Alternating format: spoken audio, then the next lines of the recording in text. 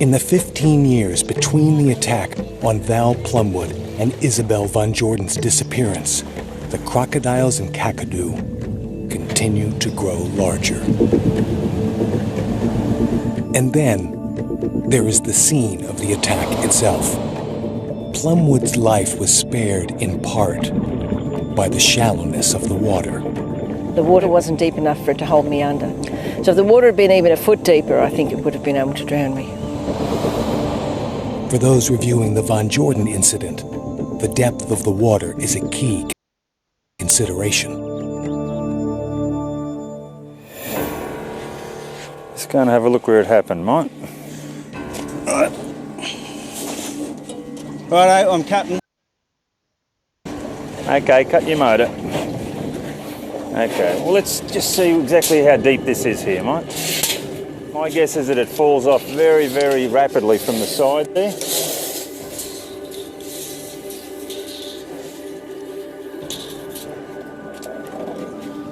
Right, okay. We're on bottom there.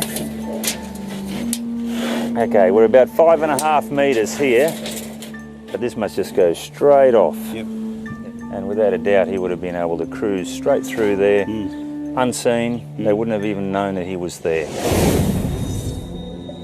Water 20 feet deep, as it is in the Billabong, where the tourists were swimming, is ideal for big crocodiles.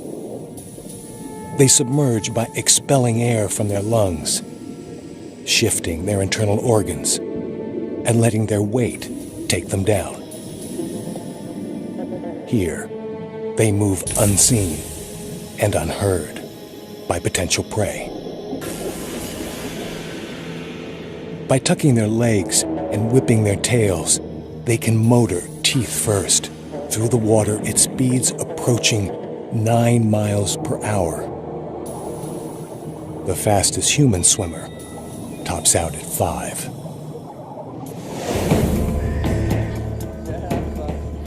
There is perhaps no more dangerous place to be in Kakadu National Park than treading water in a deep, dark Billabong. But that's where this group finds itself on a hot October night.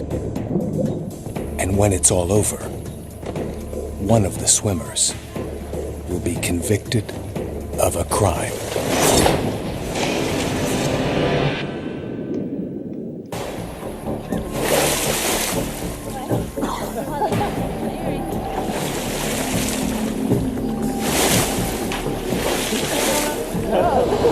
For me, a big attraction of Kakadu was the fact that I was going to see saltwater crocodiles. It was part of the selling point of the trip. People go to Kakadu, they want to see the crocodiles.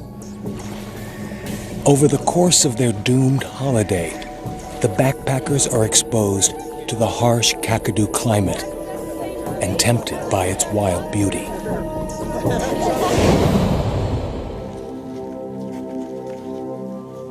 It is late October, the hottest days just before the rainy season.